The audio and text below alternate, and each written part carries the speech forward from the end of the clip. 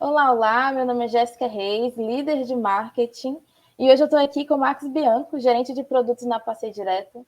Bem-vindo, Bianco, muito obrigada por topar esse papo. Nossa, prazer estar aqui falando contigo, depois de tantas idas e vindas, né? Cá estamos para poder falar um pouquinho sobre essa cachaça que é SEO. Finalmente aconteceu esse encontro. E aí, para as pessoas te conhecerem um pouco mais, você podia dividir com a gente a sua trajetória profissional? Claro, eu comecei a fazer SEO em 2007, numa operadora de viagens que atendia o público fora do Brasil, e eles só faziam marketing digital, porque não tinha como fazer marketing tradicional, sendo baseado em Salvador e atendendo o público do exterior. Eu sou turismólogo por formação, então eu comecei a trabalhar nessa agência de viagens como consultor de viagens, só que eu era muito ruim de venda, e aí a primeira oportunidade que surgiu, eu fui para o marketing digital, né? E aí, estudando conteúdo para poder escrever e otimizando para poder aparecer melhor e vender os serviços, a gente acabou ficando bom nisso, e eu estou nessa estrada há 16 anos. Nossa, incrível, ultra sênior, né? Para quem está aí, SEO é quase um dinossauro, né? E como é que você construiu, assim, depois que você começou a ter as primeiras experiências com SEO, hoje como você se alimenta das atualizações? Porque é um mercado constante, em constante mudança, né? É uma loucura, né? Se você for olhar para as atualizações do Google nos últimos 4 meses, tiveram, acho que 4 atualizações grandes do algoritmo principal, né? Então tem que estar estudando constantemente, se atualizando, consumindo informação, em base diária, semanal, né? Eu estou sempre consumindo alguma coisa, estudando, participando de evento, né? Como tem muita coisa online acontecendo, é fácil, né? Se você domina o inglês, fica mais fácil ainda. Mas tem muita coisa acontecendo e dá para se atualizar. Você tem uma trajetória de gerência também, né? De liderança já É, faz algum tempo. Qual é a diferença de você ser a pessoa ali na linha de frente fazendo e você ser um responsável por equipe? a diferença básica é que já não depende mais só de você, né? Envolve as outras pessoas, mas é bem interessante quando você consegue liderar, quando você consegue montar a equipe, né, cuidar de alguém que está iniciando, aprender com alguém que já é um pouco mais experiente, é uma troca muito bacana. E como a gente está sempre mudando de função, você acaba vendo coisas novas, pessoas diferentes, pegando uma coisa dali, outra de cá. Então isso tudo ajuda a construir, né? Perfeito. O que você acredita que é preciso pensar primeiro antes de montar uma estratégia de SEO? Vamos lá. SEO é bacana, mas ele pode não funcionar para qualquer coisa, tá? É, Se a gente considerar mercados muito tradicionais, né, como a formação de indivíduos, as escolas de nível fundamental, ensino médio, a gente vai ter uma dificuldade de trabalhar com SEO, porque as marcas estão muito fortes ali. Você não escolhe a escola de seu filho porque você fez uma pesquisa no Google e encontrou aquela escola. Você pode começar por aí, mas você vai pela marca, né? Você não procura qual a melhor escola do meu bairro, uma escola perto de mim, e chega lá e matricula um filho, né? Então isso gera uma certa dificuldade. Por exemplo, eu sou de Salvador. Você não pesquisa o melhor acarajé de Salvador no Google e vai ali na esquina comer um acarajé. Você tem a sua baiana de acarajé favorita. Você chega lá e come, né? Então, alguns negócios estão mais inclinados, outros talvez não. Mas é possível se aproveitar de tudo, né? Uma vez consolidado, uma vez iniciado, é mais fácil de adaptar. Sim, mas hoje em dia, quando a gente está pensando em muitos processos, em muitos projetos tecnológicos, muitas startups, uma das primeiras estratégias que todo mundo pensa é construir uma estratégia de SEO, porque crescimento sustentável e tudo mais.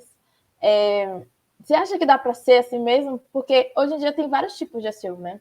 Até quando a gente pensa na loja do Google, a gente também tem que ter algum tipo de olhar para ASO, né? Para É, conseguir ranquear bem lá dentro. Como é que funcionam essas diferenças? Aí eu queria que você falasse um pouco de todas, né? SEO técnico, SEO on-page, ASO. nossa, SEO tá tomando uma dimensão que está criando vários micro áreas dentro da grande área que é SEO, né? Tem um SEO que a gente faz na página, que é aquele que você otimiza o conteúdo, né, de uma página. Tem um SEO técnico que você ajusta o website para poder permitir que o Google e outros buscadores façam a indexação correta das páginas, que consigam enxergar tudo aquilo que você quer mostrar, etc. O ASO, né, o ASO, que é App Store Optimization, é uma outra coisa. Você vai ter que otimizar o seu aplicativo para que ele apareça bem, mas tem startup, por exemplo, que não usa aplicativo. Ela vende um serviço via API e não necessariamente tem um aplicativo, né? Tem uma startup daqui de Salvador, né, que trabalha com oceanografia. Então, eu tenho ajudado ela. Até a startup de meu irmão, eu faço isso com ele há algum tempo, mas é bem difícil fazer SEO no mercado dele, né, para as coisas que eles ofertam, porque é uma coisa tão nova, tão específica, que é difícil você relacionar. Então, a gente vai fazendo isso de forma circular. Mas não é o primeiro lugar para alguém que está precisando fazer receita logo. Você fez um grande investimento, você precisa recuperar esse investimento, então o SEO é algo um pouco mais lento, ele não vai dar resultado da noite para o dia. Então, se você precisa ter um resultado mais imediatista, é bom você complementar isso de outra forma, né? A gente, quando está planejando o mix de marketing, nunca vai chegar num lugar só e vai colocar todos os ovos na mesma caixinha, né? Você vai distribuir um pouquinho ali, um pouquinho acolá, vai ver o que funciona, testa daqui, colhe o resultado. Opa, deu bom aqui, vamos fazer um pouquinho mais, aqui um pouquinho menos, e vai vendo como é que funciona. Aí você falou de resultado a longo prazo, e aí isso tem muito a ver com o que todo mundo pensa do branding, né? Brand só dá resultado longo. Isso é uma longa discussão, se é a longo prazo, se tem como ser a curto, se tem métricas mais específicas. Mas até quando a gente trabalhou junto, 5 pessoas, a gente trabalhou junto em uma empresa, dado momento, o SEO era uma estratégia de branding. Sim, Mas na última empresa, a gente já trabalhou junto 2 vezes, galera. Na última empresa, o SEO fazia parte da estratégia de aquisição. Então, o que é que muda de um racional para o outro? Assim? Quando é que o SEO pode ser uma ferramenta de branding no de momento aquisição? que... Alô? Tá normal. Congelou um pouquinho. É, o SEO como branding, ele, na minha opinião, tá? Ele está muito mais próximo aos valores que a gente está trabalhando enquanto marca, né? Então, eu vou fazer isso de uma forma indireta, trabalhando aqueles valores, associando a marca àquilo que eu quero falar, e aí eu vou ajudando a construção. Se a gente está falando de uma marca que tem um produto forte, eu vou fazer isso também com a disponibilidade do produto na internet. Então, eu posso trabalhar essa disponibilidade. Toda vez que você pesquisar um produto X e eu consigo imprimir a minha marca na página de resultado, eu estou fazendo branding. Eu estou colocando ela ali, as pessoas estão vendo. E a partir do momento que todo mundo pesquisa e começa a ver ali o tempo todo, e nossa, esse pessoal é bom, vou dar uma chance para eles. Então, você passa da consideração para aquisição de fato, né? E aí tem esse shift, tem essa mudança. Mas o branding, eu considero ele uma coisa muito mais sutil. Você pode trabalhar num projeto de conteúdo, né, como foi o caso do projeto Coronavírus, no lugar que a gente trabalhou junto, né, foi uma coisa que precisava ser feita, era uma empresa de educação médica, e a gente surfou a onda, mas foi um projeto de branding. A gente criou conteúdo para trazer informação para o nosso público, e com isso veio o crescimento. Toda vez que as pessoas procuravam algo relacionado, que encontravam aquela marca, dizia, poxa, o pessoal está fazendo coisa boa, né? SEO tem essa possibilidade, né? porque as pessoas entendem que isso não é fácil, como você criar um anúncio e estar ali sendo exibido no dia seguinte, você precisa construir aquilo, né? E quando você conquista aquele lugar bacana no topo da primeira página, isso traz um reforço de marca que eu considero bastante importante. Então, fazer SEO também é branding. Agora, quando a gente está falando de aquisição, eu tenho que criar outro tipo de disponibilidade para o meu produto, para o meu serviço, né? Para as coisas que eu estou ali querendo vender. Porque no final das contas está todo mundo querendo vender alguma coisa. Seja a marca pessoal, seja o produto que você vende na sua loja, seja o serviço que você oferece no seu entorno, tudo isso é uma possibilidade. Então, algumas vezes na aquisição você faz isso de forma mais direta, né? Eu estou para me mudar, então eu pesquisei, serviço de mudança. Você vai, olha o serviço de mudança, vê quem está ali, começa a perguntar se alguém recomenda, vê quantas avaliações positivas esse serviço tem. Então, é um processo de pesquisa. Antigamente a gente saía para bater perna, para olhar as coisas, olhar na rua para ver se tinha algum telefone que você pudesse ligar, ligava para os amigos para pedir, e hoje isso acontece de uma maneira um pouco mais dinâmica, né? Você faz isso pela internet, vendo comentários de outras pessoas, avaliações de outras pessoas, mas tem essas diferenças, né? Uma coisa é mais direta, pelo menos eu vejo dessa forma. Quando você está trabalhando em aquisição, você precisa disso de uma forma mais direta. Quando você está falando de marca, talvez seja um pouco mais sutil, ali pegando pelos valores, etc., trabalhando outras questões que não só o produto ou o serviço. Mas um acaba influenciando no outro e é bem complicado, na verdade, você dissociar. Boa. E aí, pensando numa forma mais tangível, assim, pensando ali sei lá, na estruturação das palavras-chave. Às vezes, pronto. Uma vez eu fui até você, eu estava montando um planejamento para um blog que estava vindo do zero, assim. E era sobre marketing e tudo mais. E aí a minha grande dúvida era assim, cara, eu faço pelos long terms ou eu tento entrar na briga das palavras assim, core da empresa e eu ficava muito assim, tipo, gente, se eu for no core, eu vou ter que ir all in, assim, tipo, texto TCC para brigar ali no topo e ainda ter que estar totalmente otimizada. Aí, mas se eu for no É, long term, vai demorar mais. Como é que é de você faz? cabeça, a palavra de cabeça. É, A gente pode tangibilizar o exemplo para ficar mais fácil? pode. Vamos Vamos. falar de sanar residência médica. Vamos. Saudosa Foi Sonal. Beijo, galera. foi um projeto que a gente trabalhou e, coincidência ou não, na máquina de cafezinho, o CEO me parou e fez assim: eu quero ranquear em primeiro lugar para residência médica. Eu cocei a cabeça, tinha um ano na empresa, fiz, isso é quase impossível.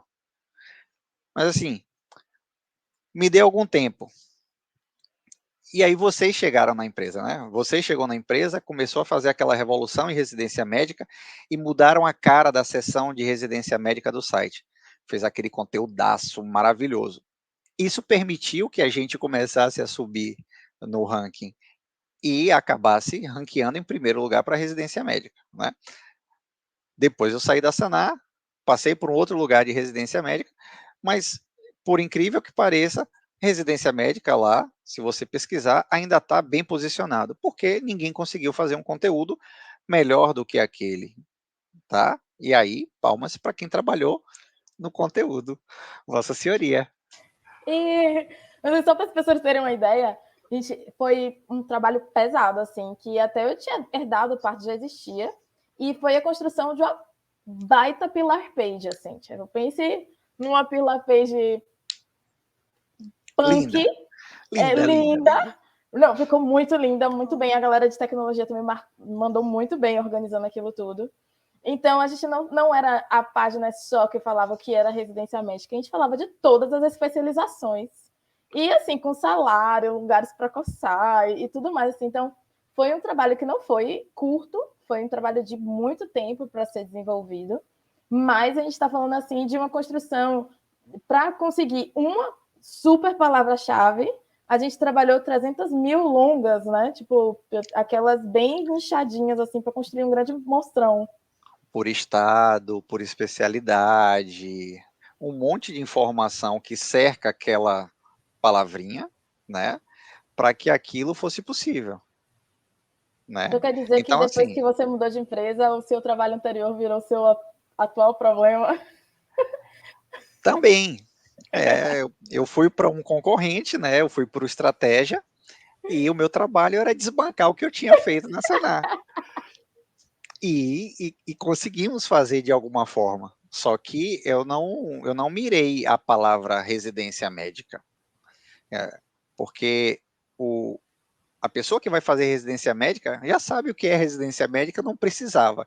Então, o que a gente conseguiu em residência médica de ranquear em primeiro lugar não foi algo pensado nisso por vaidade. Eu não quero ranquear em primeiro lugar. Aconteceu. Foi um desafio pessoal? Sim. Né? Recebemos ajuda? Também. Mas foi uma consequência, não foi uma coisa que foi buscada. Eu queria ranquear em primeiro lugar para residência médica na Bahia. Queria ranquear em primeiro lugar residência médica na USP. E depois eu consegui fazer isso, lá do Estratégia. Só que também com a ajuda de um monte de gente, produzindo conteúdo cada vez melhor, vendo o que todo mundo fazia, dizer, isso aqui eu quero melhor, isso aqui eu quero melhor. Então, fazendo isso, eu consegui fazer e ter um bom resultado, né, nos anos que eu passei lá. Pô, sabe o que é legal? É que a estratégia na época da produção dos conteúdos sempre foi uma grande referência para mim na estruturação dos textos. Eles sempre foram uma máquina de produção de conteúdo, né? E no final das contas, o conteúdo da gente era um núcleo muito pequeno que produzia. No final das contas, primeiro foi meu time ali arcando com isso, com alguns freelas ali, e depois a gente conseguiu montar essa estrutura de produção. Mas o estratégia eu sempre admirei muito por causa do volume que eles eram capazes de produzir e da qualidade, assim. Quando você olhava os textos eram tipo monstros de qualidade, tão bem escritos, monstro de complementação das informações. Então, para mim, na Sanar, antes de você ir, o Estratégia já era uma grande referência, sabe? Tanto que quando eu comecei a montar, tipo, aí qual seria a estrutura dos nossos textos ideais, assim, para falar dos concursos, apresentar as universidades, falar das vagas e tudo mais, eu copiei a estrutura deles, assim, sabe? Aí eu acrescentei um pouco ali, um pouco aqui. Então, quando você foi para lá, eu fiquei, caraca, agora eles vão virar monstro, né, velho? Porque o que a gente pensava e batalhava aqui bem era na estratégia e a execução era um pouco sofrida, assim, dos textos. Agora que eles levaram a cabeça, vão voar, tipo, dito certo, né? Mas nenhum trabalho de SEO é feito só, né? Ah, SEO e claro. conteúdo tem que andar par e passo, porque senão o resultado não chega. Então lá também tinha um time de fera que ajudava nessa produção e uma galera assim que estava afinadíssima, né? Então teve também um trabalho de construção, o que é que a gente quer fazer. De novo, eu também olhava para o da Sanar porque eu já tinha feito lá e dizia, eu quero fazer melhor do que esse daqui. Então a gente precisa incrementar isso de alguma maneira. E a galera caiu para dentro, né? Foi fazer, levantou todas as informações e vai construindo isso ao longo do tempo. Sabe que uma das coisas que eu sinto falta é de trabalhar em mercado competitivo, assim, sabe? Porque residência médica, galera que não sabe, assim, é um mercado muito cerrado, assim, pau a pau, todo mundo faca na caveira e profissionais de qualidade muito alta, assim. Então, você olha para o lado e aí você se esforça para você fazer mais, fazer mais, fazer mais, e se estica de uma forma maravilhosa. E eu acho que isso acontece em qualquer mercado que seja competitivo, né? Que tem ali uma galera raçuda. E o bacana, assim, o cara que foi SEO da Medcel, né, do grupo do Medcel, que é a AFIA, é Yuri Moreno, ele hoje tá fora do país, sempre foi assim um ídolo, eu sempre fui admirador do trabalho dele, né? E hoje com o LinkedIn a gente troca ideia, eu disse, pô, você era meu concorrente, você era meu espelho, eu queria fazer o que vocês faziam no PebMed, né? Que era aquele blog que a gente perseguia, o PebMed. É, aí tinha o Whitebook, que a gente tinha um concorrente do Whitebook, e Sim. etc. Então a gente ficava correndo atrás das paradas assim. E aí são as histórias de SEO de mercado que vira e mexe, você se bate com alguém e você, caramba, velho. O Hoje eu tô aprendizado é trocando real. ideia com esse cara que eu admirava, assim. Sim, inclusive, essa semana, para não dizer que eu estou mentindo, num grupo que eu tô, assim, de líderes de branding, entrou o CEO da Medway. Eu, cara, sem brincadeira, eu fiquei um tempo na zona residência e meus parabéns pelo trabalho de construção na Medway, muito inspirador e tal. E aí ele meio que correspondeu, assim, sabe? Tipo, estamos também, a gente ficou sempre de olho na Sonai e tal. É muito bom, eu recomendo a todos, pelo menos, ter uma experiência na vida, uma passagem na vida por uns mercados assim, bem hardcore, assim, bem competitivo. Muda sua forma de olhar para os concorrentes. É um respeito enorme, uma admiração enorme. E é isso, voltando a SEO. E falando em tipos de conteúdo também, né?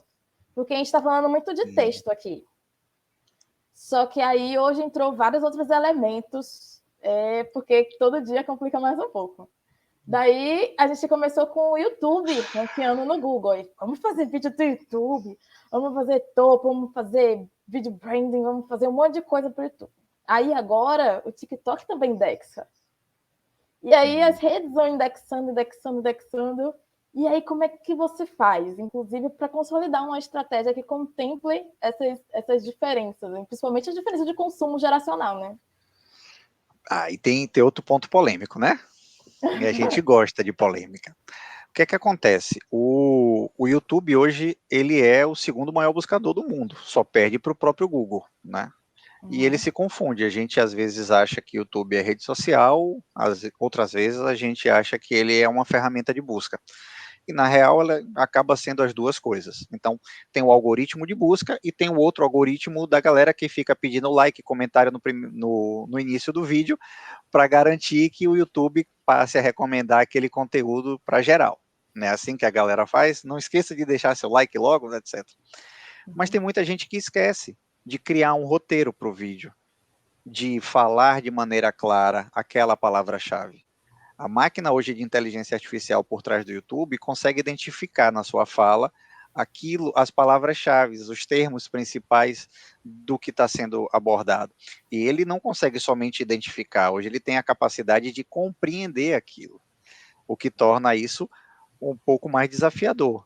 Não adianta você falar repetidamente as palavras-chave que você quer ranquear e achar que isso vai virar mágica da noite para o dia e você vai chegar lá no topo.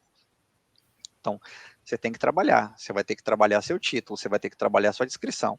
E quando a gente fala de mídia social, muita gente esquece disso, né? Quantas vezes você viu alguma coisa no Instagram, quer pesquisar depois no Instagram aquilo que lhe remeteu àquela coisa que você viu, principalmente produto ou serviço, mas simplesmente não consegue, né? Inclusive, Porque, uma grande falha, acho que perde muito aí. mas isso talvez seja proposital, né? Não passa pela minha cabeça que a galera lá não tem capacidade. Eu acho que é proposital. Eles fazem isso para que as páginas continuem comprando anúncio, etc., e Verdade. movimentando esse mercado, né? Quando você fala em TikTok, eu tenho um pouco assim de afastamento do TikTok, né? Eu já estou com 45, não é da minha geração. Às vezes eu tento acompanhar minha filha, que é adolescente agora, mas não me bate nada. E profissionalmente, enquanto eu estava olhando para o TikTok, para entender aquele boom que o TikTok teve e ver como é que a gente usava, basicamente a gente cai em alguns pontos, né, que a gente pode otimizar. O título do vídeo, você obrigatoriamente tem que colocar o termo principal ali, senão você vai perder uma oportunidade única, né? E trabalhar um pouquinho também na descrição, aprofundar aquilo que você disse que ia entregar no vídeo, né? Dar um pouco mais de contexto. Se tiver um recorte específico, você aborda aquele recorte específico na descrição. O tagueamento. Às vezes as pessoas querem botar tudo que vem na cabeça que remete aquilo de lá, mas não adianta. Então, você está fazendo o keyword stuffing, né? Você está estufando de palavra-chave, mas aquilo não está sendo relevante para você. Sua palavra-chave tem que ter relevância com o título que você colocou, tem que ter relevância com a descrição que você colocou. Então, as coisas precisam se casar. E se o TikTok tiver a mesma capacidade que o Google desenvolveu para o YouTube, de compreender o que está sendo falado, isso ganha uma importância cada vez maior.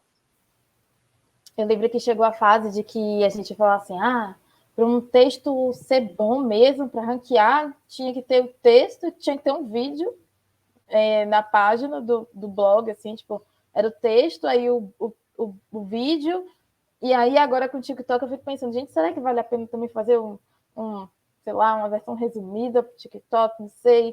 Como é que você tem pensado a correlação entre as redes hoje para produzir e conseguir posicionar melhor?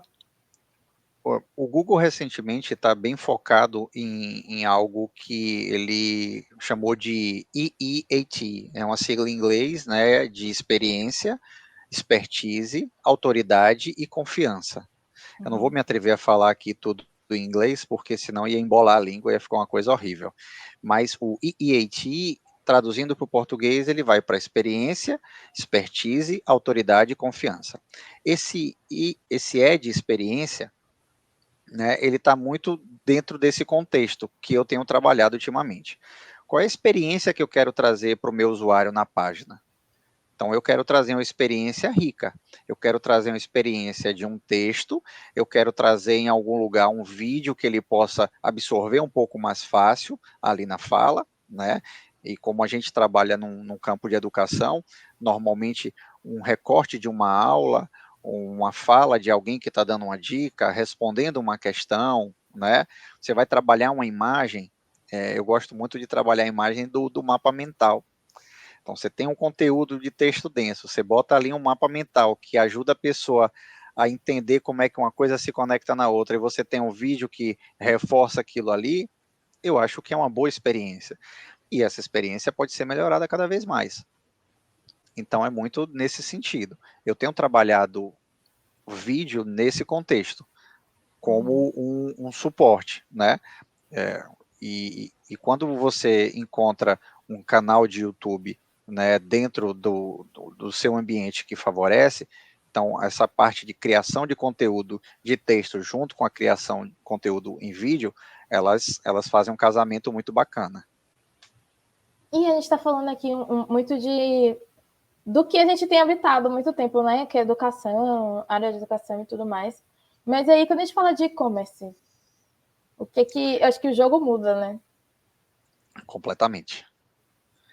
Muda muito. Agora o e-commerce tá povoado por marketplace, né? Você tem marketplace em tudo que é lugar. E aí, de novo, a gente volta para o brand, né? Quanto é que vale o Mercado Livre aparecer para quase todos os produtos que você pesquisa? Quanto vale a Magazine Luiza aparecer para quase todo tipo de produto que você pesquisa? Né? Casas Bahia indo, Amazon no mesmo esquema. Então, ali como a gente diz aqui, é guerra de foice no escuro, né? Então, Boa. um querendo fazer melhor do que o outro e trabalhando na medida do possível, mas tem a parte do conteúdo que é gerado pelo usuário, então o SEO que está lá em cima olhando tudo fica difícil, você não chega mais no nível da página para otimizar aquela palavrinha que você está vendo fora do lugar, né? Você cria uma organização, você cria uma estrutura para que a pessoa usuária chegue lá dentro e coloque isso, né? E o sucesso dela vai depender da qualidade daquilo que ela está colocando também. Cara, é uma vertical tão grande, assim, que eu não consigo nem imaginar como é que é o jogo, assim, sabe? Tipo, sei lá, o head de SEO do, do Magazine Luiza, sabe? Como é que ele pensa e trata SEO, assim, sabe? Eu nunca trabalhei com e-commerce no nível que esses caras estão trabalhando. Eu já fiz alguma coisa local, né? Era um e-commerce de beleza, mas a pessoa não conseguiu segurar o investimento por muito tempo, acabou parando de adquirir o serviço da época da agência que eu trabalhava. Mas quando você está num projeto muito grande, em um site muito grande para o Google, ele considera acima de 100 mil páginas, você deixa de olhar para o granular, você passa a olhar para coisas mais macro, né? E junto com um monte de outros times, porque em todos esses lugares SEO é apoio, não é atividade fim, é atividade meio. Então você vai conversar com o gerente de vendas e ver como é que o gerente de vendas quer trabalhar. Você começa a planejar a Black Friday, que está perto agora, lá no início do ano. Acabou uma, você já está pensando na outra, avaliando os resultados, o que é que foi ruim, o que eu preciso melhorar, o que é que foi bom e eu preciso manter, né? E aí tem uma série de estudos para poder validar aquilo, entender como é que está todo mundo se comportando. Só que no meio do caminho tem um negócio que são as mudanças. E você precisa se readaptar. Mas é um rolê especial. E-commerce é algo, assim, eu ainda gostaria de trabalhar nesse desafio de e-commerce. E deve ser bem, bem louco, assim, quando chega nessa época do ano. Nossa, deve ser um caos, aquele caos maravilhoso que você chega do outro lado e diz, meu Deus, sobrevivi. Tipo isso. Aí você falou de mudanças, e eu falar de IA. Porque todo mundo fala de IA. Porque IA é maravilhoso e porque IA me ajuda a fazer esse podcast aqui. Então, quando a gente pensa em IA para SEO, no começo foi aquele pânico nos redatores, aí depois as pessoas começaram a passar pelo período de adaptação, e dizer, não, se você usa a inteligência, você consegue usar a IA. Mas a grande verdade é que, aí a pergunta de $1.000.000, você acha que com o tempo o Google, tudo bem, o Google tem o Bart agora, mas o Google como a gente conhece aí, de busca, que virou um hábito, né? Uma extensão do nosso saber, procurar no Google, pode ser substituído pelo ChatGPT, e aí o que acontece com as marcas depois disso? O que acontece com todos os trabalhos de SEO construídos depois disso? Eu já vi visões muito meu Deus, de catástrofes, enfim, Catastrófica. desistir. Mas qual é a sua visão sobre isso, da evolução da IA? Quem trabalha com SEO não pode ter medo de novidade. Esse é um ponto, né? A minha visão é muito pragmática. A IA hoje, ela pode ser um aliado e pode ser uma ameaça. Depende para onde você está olhando. Na educação, está virando dessa forma, né? Teve muita gente que começou a cair por causa do uso da IA, não aqui no Brasil, de forma mais drástica, mas nos Estados Unidos, a Chegg, que é uma startup de educação muito forte, começou a tomar tombo, porque o ChatGPT lá, o pessoal começou a comprar mais barato, porque era dólar, né? A gente que, na hora de converter aqui, que fica pesado. Mas lá, todo mundo com cartão de crédito assina uma conta do ChatGPT e começa a fazer as buscas. Então, o Chegg teve uma baixa de ações. Só que ele está usando a inteligência artificial para poder recuperar. Né? Então, pô, a mesma coisa que me derrubou está me ajudando a levantar. E eu encaro muito dessa forma. A gente, hoje, no projeto que eu estou trabalhando, está tendo sucesso com o uso de inteligência artificial. Né? A inteligência artificial está ajudando para caramba a levantar uma parte da empresa que até então ficava um pouco mais escondida. E agora a gente está botando isso mais no radar por conta de inteligência artificial. Né? Tem muito projeto para acontecer focado em inteligência artificial. E aqui tem uma polêmica, né? Hoje, a inteligência artificial, né, ela não mais está sendo mal vista pelo Google. Antigamente tinha uma parte específica das diretrizes para os usuários, onde eles falavam categoricamente que conteúdo produzido por humano. Hoje, essa parte por humano, ela foi substituída. Isso foi recebido no mercado de SEO como, opa, eu posso produzir com inteligência artificial de uma forma um pouco menos preocupada. Mas, de novo, se você faz mais do mesmo, isso é um princípio básico de marketing, você não tem diferenciação. O ChatGPT consome informações que estão ali abertas a todo mundo, né? O que vai diferir você do seu concorrente?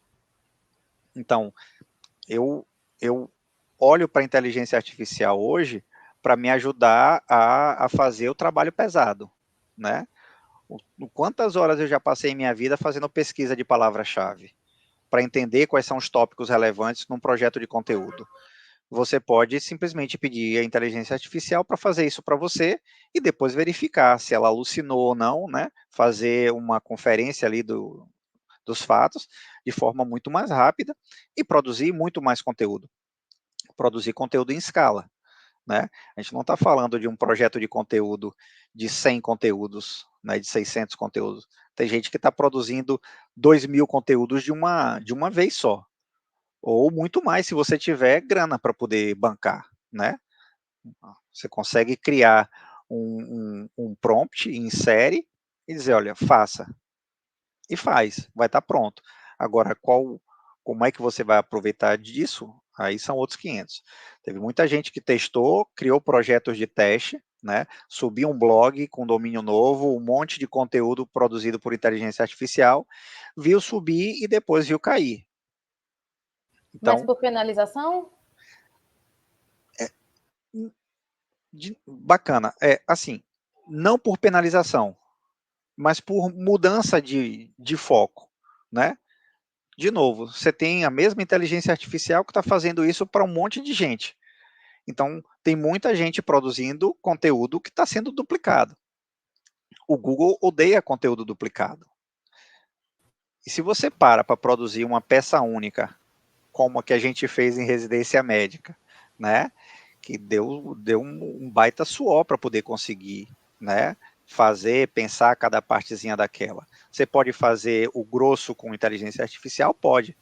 Mas depois tem que ter alguém que manja dos Paranauê para poder ir lá, escrever direitinho aquilo, pegar a ideia central da inteligência artificial e trabalhar melhor, ver como é que isso se encaixa, que tem contexto da coisa, para poder fazer o ajuste. Então, É eu porque, vejo muito nesse sentido. em tese, a IA generativa não deveria entregar a mesma coisa mais de uma vez, né? Sim, Em mas em tese. tese. É. Em tese. Aí a generativa, o Google lançou, por exemplo, essa semana, liberou para o Brasil a busca generativa deles. Tá? Isso pode acabar com um monte de gente. Né? Uhum. É claro que existe uma curva de adaptação ao produto, nem todo mundo vai chegar lá e vai sair usando essa inteligência artificial. É diferente de você ver o presidente do Google falar no Google I.O. e você fica, nossa senhora, que coisa bacana, e o uso do dia a dia. Né? No mercado internacional, que a gente não pode deixar de acompanhar, no início foi bem polêmico. Hoje, nem tanto. Tem muito site, por exemplo, que está bloqueando o bot de IA do Google, para impedir que o Google consuma o conteúdo dele e ofereça parte daquele conteúdo como na busca generativa. A gente está fazendo isso lá. Eu não quero que o Google vasculhe o meu conteúdo para usar na IA generativa deles. Eu quero que o Google indexe, que o Google ranqueie. Mas essa parte eu quero que fique guardadinha aqui. Então, tem essa parte também. Você lembra quando o Google apareceu com aquela ferramenta lá que no topo mostrava praticamente quando você buscava assim, o que é, não sei o que lá. Aí tinha um blog que se esforçou, o texto era incrível para estar no topo. E aí o Google começava a botar parte do texto já assim fora, sem a pessoa necessitar clicar no link. Isso virou terror de algumas páginas, porque assim, de que você se esforça tanto para montar o negócio, e aí o Google entrega o seu conteúdo e você não consegue ter o retorno disso, né? Que é os cliques, que são os acessos, a pessoa. Parece que é um pouco da extensão desse mesmo pânico, né? Eu esqueci qual é o nome daquele. É feature de snippet. Isso. Ou, sei lá, resultados ricos. Né? Rich É muito snippet, feature bonito para snippet. busca. É muito bonito para a gente como usuário, mas para as pessoas que produziram, terror. Tem gente que chama de posição zero, isso era uma luta para poder conseguir, né? Porque às vezes você está na primeira posição e tinha a posição zero. alguém que aparecia lá, que repetia o resultado mais na metade da página, porque o Google entendeu que aquele resultado ali, aquela partezinha favorecia tal. Para quem está fazendo uma busca muito direta, praticamente hoje o Google já responde tudo na página de resultado. Se você quiser fazer uma conta de matemática no browser e estiver usando o Google Chrome, ele lhe dá o resultado. Você não precisa nem para a página de resultado. Aliás, a página de resultado vai exibir o resultado de sua conta. Mas quem está fazendo alguma busca mais complexa, não vai simplesmente se permitir ficar somente ali, né? Se você está fazendo algo muito sério. Vou dar um exemplo básico. Eu estava fazendo isso antes de entrar aqui. Me deu um branco. Eu esqueci da síndrome que é o oposto da síndrome do impostor. Aí eu, oposto da síndrome do impostor, Dunning-Kruger. Eu não precisei abrir o conteúdo para ler, eu vi isso no resultado especial. Não me lembro nem quem era a página que estava lá. Eu já tinha o nome, eu só queria lembrar. Então isso é rápido. Mas se eu quiser pesquisar para entender o que é essa síndrome, se eu for um psicólogo, por exemplo, aquele resultadozinho ali não vai me satisfazer. Então eu vou aprofundar. Mas Então tem diversos será? níveis, tem busca para todo gosto. É isso, mas será que tipo, essa relação com a IA do Google não é a mesma, essa mesma relação? Tipo assim, talvez ela sirva para abarcar ali problemas e respostas rápidas, problemas e respostas simples. E aí a gente vai entrar numa era em que os conteúdos complexos já antes eram os conteúdos completos. E aí talvez seja agora os conteúdos complexos se tornem mais atrativos. Não, estou viajando, será? Ah, sim. Eu vejo muito nesse sentido. Porque produzir conteúdo dá trabalho. A inteligência artificial ainda não produz o conteúdo. Ela absorve aquele conteúdo e replica ele, né? Um artigo científico dá trabalho para escrever, dá trabalho para revisar, dá trabalho para publicar. A inteligência artificial vai consumir ele, né? Mas o, o que é que isso traz? Se você está fazendo mais do mesmo, você vai sofrer um problema. Se você está querendo se diferenciar de alguma maneira, aí talvez você não tenha tanto problema, né? Vamos lá, quem trabalha com e-commerce, o fornecedor daquele produto lhe dá uma descrição. Você chega lá no catálogo do fornecedor, do fabricante, você tem uma descrição. Se você chega no seu e-commerce, copia a informação que o fornecedor lhe passou, cola e deixa lá e não faz mais nada, desculpe, aí você vai penar para ranquear bem, para gerar resultado a partir daquilo. O que é que você precisa fazer? Buscar o diferencial de alguma forma, né? Fazer com que aquilo atraia as pessoas que você está mirando, né? Então, pô, eu não vou pesquisar 2 mais 2 no Google. Talvez eu pesquise por que eu preciso aprender a fórmula de Bhaskara, sabe? Até hoje ninguém sabe, mas tudo bem. Mas tem muita coisa que a gente vai ver. Conceito é uma coisa que é rápida, às vezes você passou por aquele conceito, precisa relembrar, você vai chegar ali, dá uma olhadinha, retorna, continua fazendo o que você está fazendo, e por aí vai, né? Mas quem estiver repetindo o que já está lá, não vai para um lugar muito longe. Então a gente volta para o princípio do marketing, né? Você precisa criar um diferencial para você se destacar, senão não faz tanto sentido. Boa. Se você pudesse resumir, então, tudo que a gente já falou até agora sobre como sobreviver às IAs e o futuro do SEO, para um conselho assim, para um profissional de SEO, como é que você com, completaria essas informações? Como é que você resumiria? Eu diria que o básico ainda é importante. Fazer o feijão com arroz bem feito, às vezes muito melhor do que ficar inventando moda, né? Você querendo reinventar a roda. Tem muita coisa que brilha, que é novidade, corre todo mundo para fazer, mas esquece de fazer aquele basicão que é o que funciona. Eu tenho feito o basicão que funciona há muito tempo, com resultado. É claro que a gente vai tomando porrada e vai ficando cascudo, você vai aprendendo, né? Então, você já vai saindo do basicão para ir para o basicão mais alguma coisa. Então, se eu puder dar uma dica para alguém que está começando, estude o básico, faça o básico bem feito, e depois que você estiver fazendo o básico bem feito, parta para outras coisas, né? Fique atento às novidades, tem muita gente boa para poder consumir conteúdo que está dando muita coisa assim de graça, né? Liberando muita coisa, então é importante estar atento a essas pessoas. A síndrome do impostor é algo real, tá? Tem muita gente que trabalha e sofre isso na pele. Eu já passei por muito isso. Vi a galera. Eu sou de Salvador, então eu vi a galera que estava no eixo Rio-São Paulo bombando. Dizer, caramba, velho, esses caras botam para lenhar e depois eu vi que não é Todo bem mundo no assim, mesmo sabe? barco. Aí, quando eu consegui ter uma oportunidade de competir com esses caras em pé de igualdade, eu fiz, pô, eu não sou tão ruim, né? Uhum. Esses caras tiveram melhores oportunidades, agora eu estou tendo a minha, então eu estou fazendo acontecer também. Então não se abatam, continuem estudando. O Google está mudando sempre, né? SEO é uma coisa que muda várias vezes, mas tem aquele núcleo ali que permanece, que é o que eu chamo de básico. Então, faça esse básico bem feito. Adicione outras coisas, né, ao seu arsenal, fique atento às novidades, né, estude, veja como é que aquele resultado funcionou para alguém e veja se funciona para você. E aí é testar, aprender, retroalimentar, fazer de novo, num loop infinito. E aí, pensando no Bianco mesmo, todo Bianco, não só o Bianco SEO.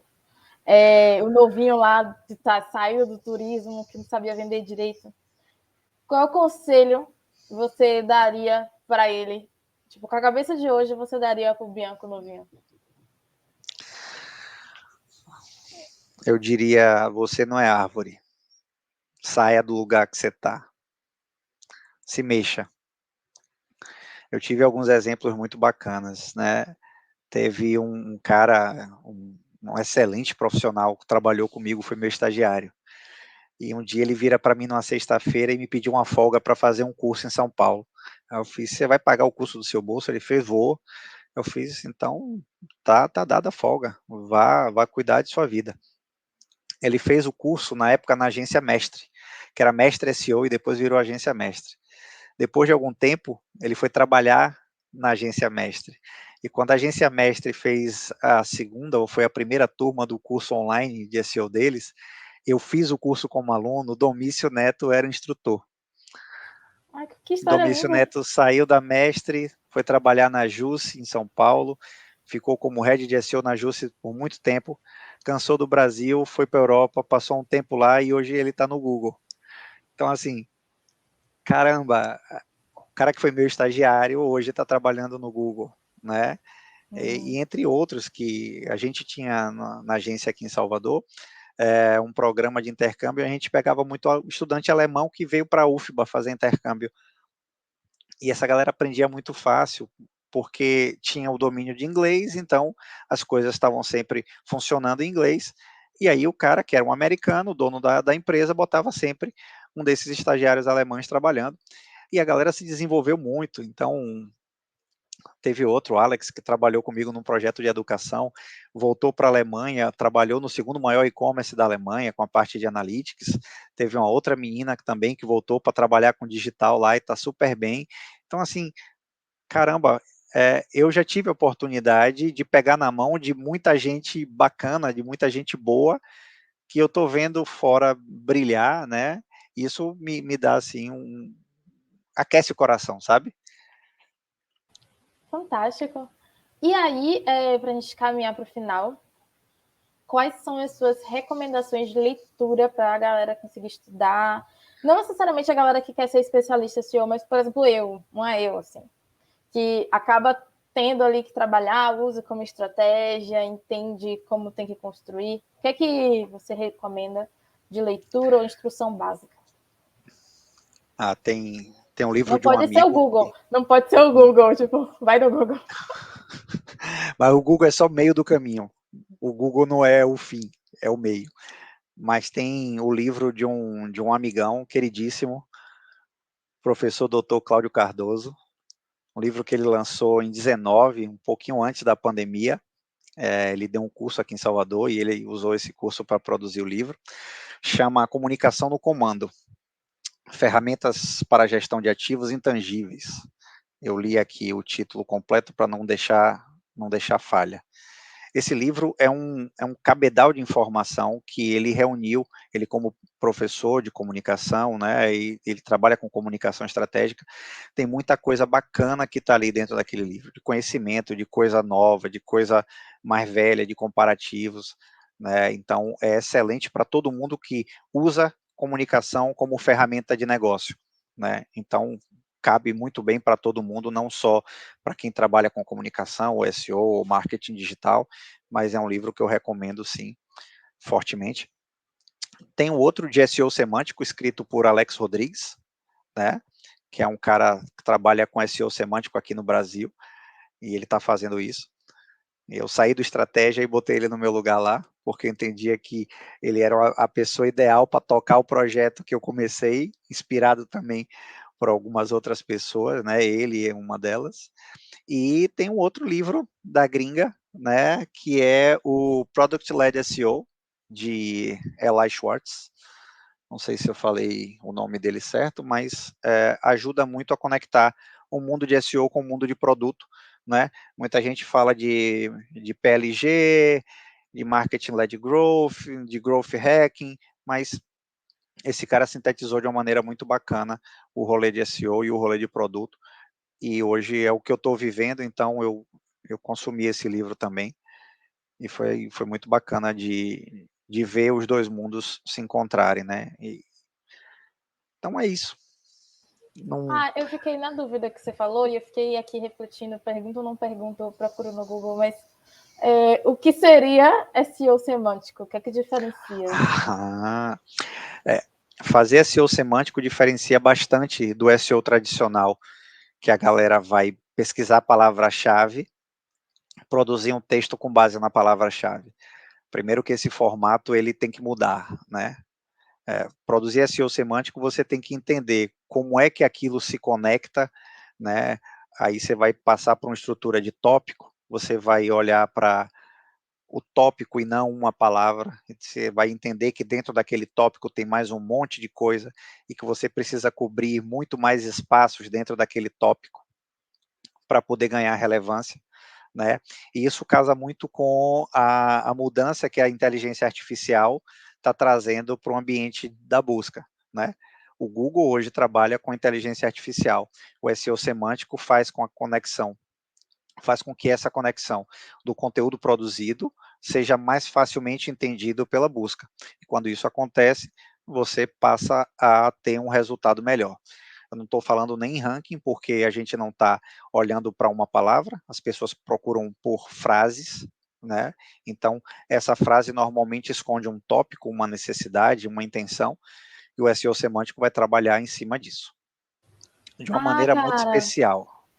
sabe onde eu acho que onde eu vi a primeira vez assim que eu ouvi falar sobre isso, não com esse nome, mas quando você falou assim, intenção, não sei o que lá, e aí fez muito mais sentido para mim, que foi, acho que esqueci o Eric Casagrande, alguma coisa assim, que ele é do SEMrush. SEMrush.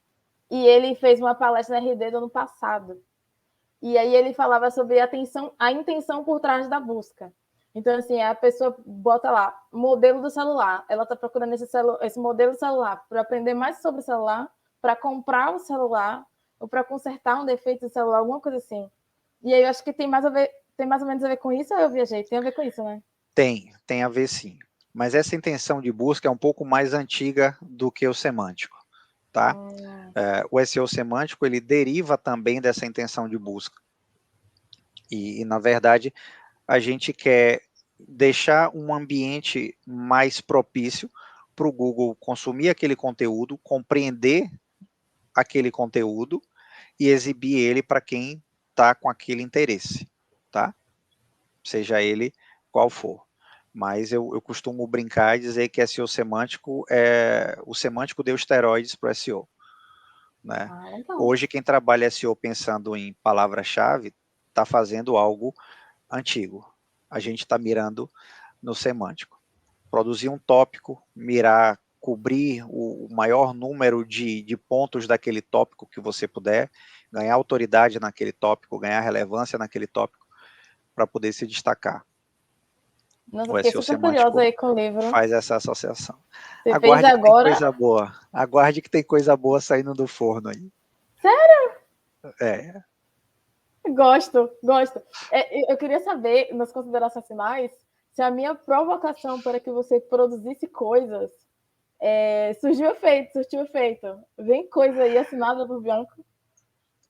Não assinada por Bianco, eu não estou produzindo nada novo, Ah, eu estou me aproveitando do que eu estou vendo e funcionar, né, nos últimos anos. Eu tenho trabalhado SEO semântico nos últimos 2 anos, com um resultado bom, né, e agora eu quero ver se eu elevo esse resultado para um outro patamar. perfeito. Esperamos pelo menos cases escritinhos para a Ah, gente copiar tudo. Bom, um bom começo é consumir o livro de Alex Rodrigues, SEO semântico, né? Beleza. Ele detalha uma metodologia, então tem muita coisa ali mastigada. Não é fácil de fazer, mas quem está fazendo coisa fácil também não está chegando muito longe. Nossa, Mas essa frase é poderosa. a gente entende que é algo que vai dominar o futuro. Boa. Então a gente está olhando um pouco mais ali na frente. É isso, Bianco. Então, acho que temos aqui um episódio incrível para quem quer se aprofundar, aprender e aí ficar viajando, que nem a gente ficou aqui várias vezes, sobre as dinâmicas do mercado e estratégias de SEO. Muito obrigada por ter topado de novo o papo, agradeço aqui. Tem alguma consideração final? Eu queria dizer que é uma felicidade grande depois de ouvir vocês tanto, né, malhando com fone no ouvido, consumindo café com bis, consumindo o e-mail pessoal. É uma satisfação grande de estar aqui participando de meu primeiro podcast com você, né?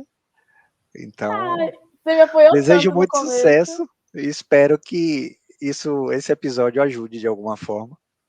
Ai, certeza que vai ajudar muitas pessoas. Eu aprendi um monte nesse papo. E, como sempre, para não perder o costume, galera, deixem comentários aqui. Eu vou deixar a caixinha aberta para vocês passarem feedback, fazerem perguntas e principalmente deixar as redes do Bianco aqui para vocês entrarem em contato com ele, se tiverem alguma dúvida, se quiserem trocar alguma ideia. O LinkedIn, né? Porque esse é o que você mais usa.